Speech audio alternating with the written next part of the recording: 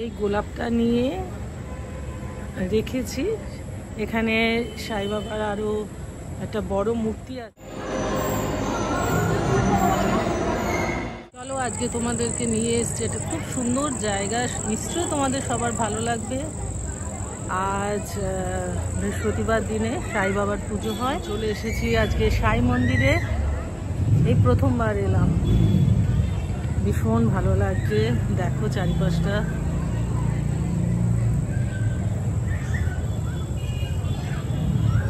ভীষণ ভালো লাগছে এখানে এসে, প্রথমবার এসে। চলো তোমাদেরকে পুরোটাই দেখাবো, পুরো ভিডিওটা শেষ অবধি আমার সাথে থাকবে। সবাইকে অনেক অনেক ভালোবাসা জানিয়ে লাইফ অন রিলস থেকে রীতা শর্মা আমি তোমাদের কাছে চলে এসেছি আজকে আরও একটা সুন্দর ব্লগ নিয়ে। ব্লগের শুরুতেই সাই বাবাকে দেখে নিশ্চয়ই তোমরা কিছুটা আন্দাজ করতে পারছো আজকে কোথায় এসেছি। বিকেল বিকেল আসবো মনে করেছিলাম যাতে একটু আলো থাকে, কেননা আমিও এই ফার্স্ট টাইম এই মন্দিরটায় এসেছি। এই গৌহাটির ভিআইপি রোডে রাধানগর একটা জায়গা আছে, সেইখানে এই সিদ্ধি সাই বাবার মন্দিরটা।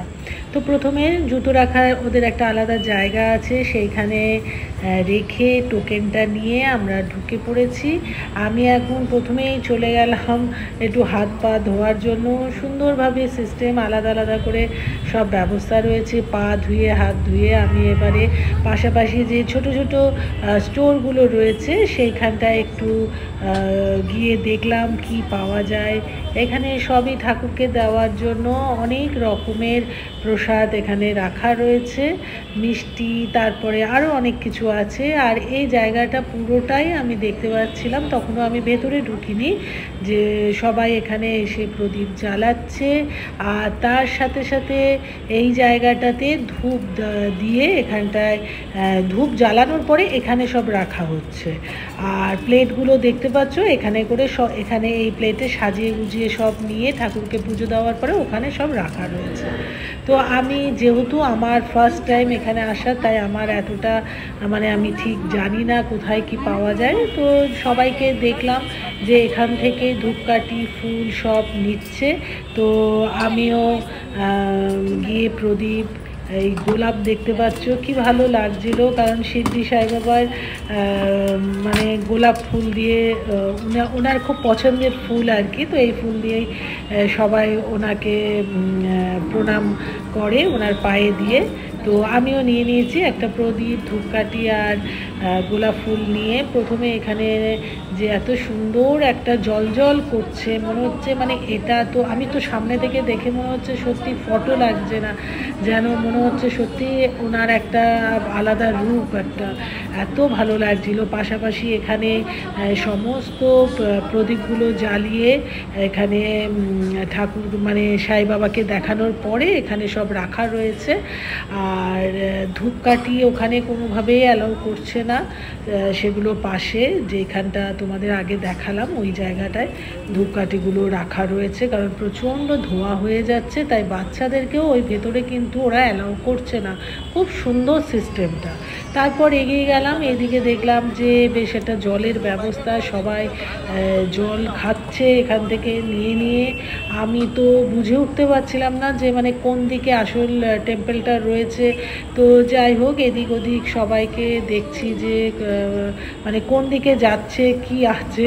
তো এই বিল্ডিংটার পাশ দিয়ে যেতে যেতে একটু লক্ষ্য করলাম যে এটা মনে হলো ডাইনিং হল, কেননা এখানে অনেকে বসে বাইরের থেকে আমি যেটুকু দেখতে পেলাম যে সবাই বসে ওখানে ভোগ খাচ্ছে, আর তার সাথে সাথে অপূর্ব একটা ভোগের গন্ধ আসছে। এই গোলাপটা নিয়ে রেখেছি, এখানে সাই বাবার আরও একটা বড় মূর্তি আছে, সেইখানেই দেব। আমি যেহেতু আজকে প্রথমবার এসেছি তাই আমি ঠিক বুঝতে পারছি না কোথায় কি রয়েছে। চলো আমার সাথে তোমাদেরকেও দেখায়, আমিও খুঁজে বার করি কোথায় কি আছে। কিছুটা এগিয়ে গিয়েই দেখলাম বেশ কিছু সিঁড়ি বেয়ে ওপরে যে হলঘরটা রয়েছে ওখানেই নাকি সাই বাবার বড় মূর্তিটা রয়েছে, অ্যাকচুয়াল যেই টেম্পেলটা। তো আমিও উঠে গেছি। উঠে গিয়ে মনে মনে ভাবছিলাম যে ভেতরে বোধহয় অ্যালাউ করবে না। তো ঠিকই পাশেই লেখা রয়েছে এখানে যে কোনোভাবেই মানে ফটো তোলা নিষেধ আর কি। তো আমি একটু এদিক ওদিক করে, উচিত নয় করা এটা যখন ওখানে রেস্ট্রিকশন থাকে, তাও আমি একটু যতটা পারলাম একটু ভেতরটা সবার সাথে শেয়ার করব বলে একটু দেখানোর চেষ্টা করেছি। তো লম্বা লাইন পড়েছে, দুদিক তিন দিক থেকে লাইন পড়েছে, আর কোনো ভিড়ভাট্টা, যথেষ্ট মানুষ এসেছিল। আরও বৃহস্পতিবার সাই বাবার সেদিনই পুজোর দিন থাকে, তো যথেষ্ট মানুষ এসেছে, কিন্তু জায়গাটা এতটা বড় আর এত খোলামেলা, তাই কোনো রকম ধাক্কাধাক্কি ভিড়ভাট্টা এরকম কিচ্ছু মনে হয়নি। তো আমিও লাইনে দাঁড়িয়ে পড়েছি, যতটা পেরেছি সাই বাবার ভিডিওটা নেওয়ার চেষ্টা করেছি। যতটা সামনে গেছি একটু ভয় ভয় হচ্ছিল, কিন্তু সেই ভাবতে ভাবতেই আমাকে একজন এসে বলল যে ম্যাডাম প্লিজ এখানে ভিডিও করবেন না। তো যাই হোক, আমি ওখানে ঠাকুরকে ভালোভাবে গোলাপ ফুল দিয়ে পুজো দিলাম, আবার ঠাকুরের পায়ের থেকে ফুল নিলাম, নিয়ে আমি এখন নিচে সিঁড়ি দিয়ে নেমে চলে এসেছি। আর যেখানে এসেছি তোমরা নিশ্চয়ই বুঝতে পারছো, ওই পেছনের দিকে দেখো, ওখানে সব ডিস্ট্রিবিউট হচ্ছে খাবারের, মানে এখানে ভোগ যেটা ভোগ করা হয়েছে, খিচুড়ি ভোগ। তো আর এখানে সবাই খুব সুন্দরভাবে, যারা ফ্যামিলির সাথে এসছে, বন্ধুবান্ধবদের সাথে এসছে, বেশ ছড়িয়ে ছিটিয়ে সবাই খুব সুন্দরভাবে বসে খাওয়া দাওয়া করছে, খুব ভালো লাগছিল, কোনো হইচই নেই, কিচ্ছু নেই। আমিও তারপরে এদিকটায় একটু দেখে টেকে একটা ভোগ নেব বলে সামনে এগিয়ে গেলাম, এবং সেখানেও ওরা আমাকে বারণ করলো যে এই ভেতরে কিন্তু ভিডিও তোলা যায় না। তো যাই হোক, আমার যতটুকু তোলার আমি তুলে নিয়েছিলাম। তো আমি আমার নিজের জন্য একটু নিলাম, একদম গরম ছিল আর অপূর্ব তার একটা গন্ধ বেরোচ্ছে, আর একটু মায়ের জন্য নিয়ে নিলাম, কারণ আমার হাজব্যান্ড তো ওই একটু নামমাত্র মুখে দেবে। তো ঠাকুরের এখানে একটা বিশাল বড় ছবি ছিল, সেটাও একটু দেখে প্রণাম করে তারপর আমি বেরিয়ে পড়লাম।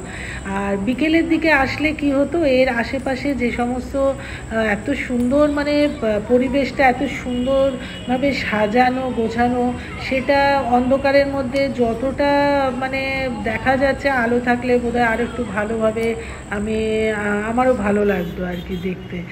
যাই হোক, আমার এখন হয়ে গেছে, আমি বেরিয়ে পড়েছি। আর এখানে আরেকটা জিনিস দেখে আমার খুব ভালো লাগলো, যে এখানে পার্কিং এরিয়া, ওপেন পার্কিং রয়েছে, আর প্রচুর প্রচুর গাড়ি এসছে, যারা অনেক দূর দূর থেকে এখানে এসছে, কিন্তু মানে গাড়ি রাখার জন্য কোনো কিছুর অসুবিধা হয়নি এখানে, মানে সবাই ঠিকঠাক মতন সব রাখতে পেরেছে, মানে এতটাই জায়গা রয়েছে।